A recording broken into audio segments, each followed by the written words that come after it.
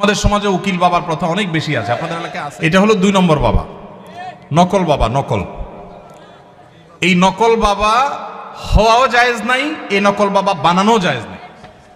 ভাইরা আমার, বিয়ে শাদীতে আমাদের দেশে মনে করা হয় যে একজন উকিল বাবা লাগে, এরকম একটা ধারণা আছে না নেই?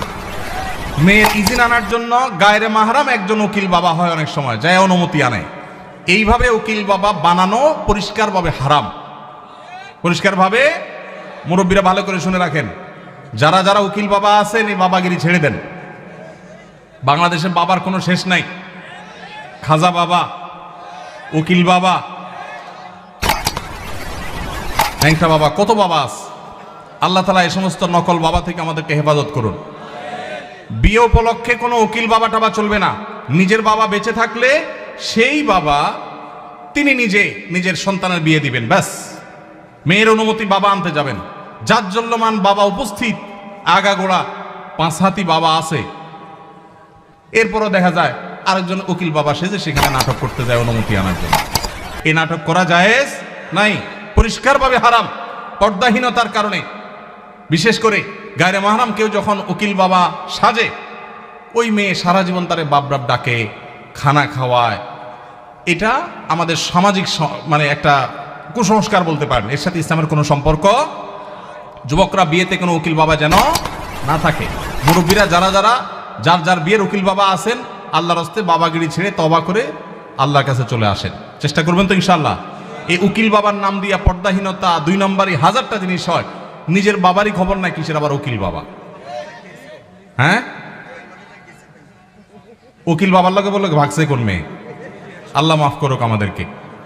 ওই যে বেশরিয়তি কাজ করলে তো একটা না একটা অঘটন ঘটবেই, এই জন্য এই সমস্ত অন্যায় কাজ করা যাবে না। আমাদের পরিবারে অনেকে অনেক সময় বড় রোগে আক্রান্ত হন, যেমন cancer, brain tumour, liver cirrhosis ইত্যাদি। এই ধরনের রোগের চিকিৎসার ক্ষেত্রে অনেকে তার পুরো সম্পদ বিক্রি করে ফেলে, নিঃস্ব হয়ে যায়। শরীর দৃষ্টিকোণ থেকে কতটুকু সম্পদ ব্যয় করা উচিত এবং ইসলামের নির্দেশনা কি? যদি আল্লাহ না করুন কেউ দুরারোগ্য ব্যাধিতে আক্রান্ত হন, তার চিকিৎসায় লক্ষ লক্ষ টাকার দরকার হয়, তার জমি জমা বিক্রি করা লাগে। প্রশ্নকর্তা ভাইয়ের জানার বিষয় হলো তার টোটাল অ্যাসেট থেকে কত % তার নিজের ট্রিটমেন্টে খরচ করা যাবে। এর উত্তর হলো এর কোনো পার্সেন্টেজ শরীয়ত ঠিক করে দেয় নাই। তার ট্রিটমেন্টের জন্য যদি তার টোটাল সম্পদ বিক্রি করা লাগে, সেটা বিক্রি করার অধিকার ইসলাম তাকে পরিপূর্ণভাবে দিয়েছে। মানুষের সম্পদের ক্ষেত্রে শরীয়ত তাকে এতটা স্বাধীনতা দিয়েছে যে তার সম্পদ কি করবে না করবে এক্ষেত্রে কারোর সেখানে কোনো নাক গলাবার অধিকার।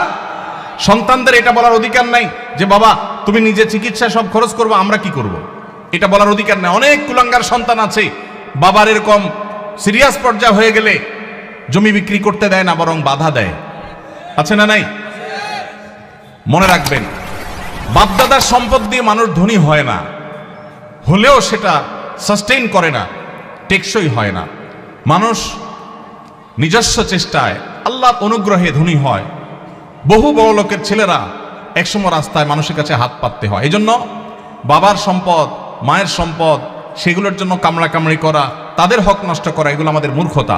তবে হ্যাঁ, কেউ যদি মনে করেন যে দুরারোগ্য ব্যাধিতে আমি আক্রান্ত হয়েছি, এখানে ট্রিটমেন্ট করে আসলে লাভ হবে না, ডাক্তারদের অ্যাসেসমেন্ট অনুযায়ী মৃত্যুই নিশ্চিত এবং জটিল পরিস্থিতি, তাহলে সেক্ষেত্রে আমার বাচ্চারা তারা অসহায় হয়ে যাওয়ার চাইতে আমি সুন্নত হিসাবে ট্রিটমেন্ট করি, কিন্তু খুব বেশি অ্যাগ্রেসিভলি ট্রিটমেন্টের জন্য খরচ করব না। এটা যদি কেউ সিদ্ধান্ত নেয় তো সেই এখতিয়ারও শরীয়ত ওই ব্যক্তিকে দিয়েছে। অবস্থা বুঝে তিনি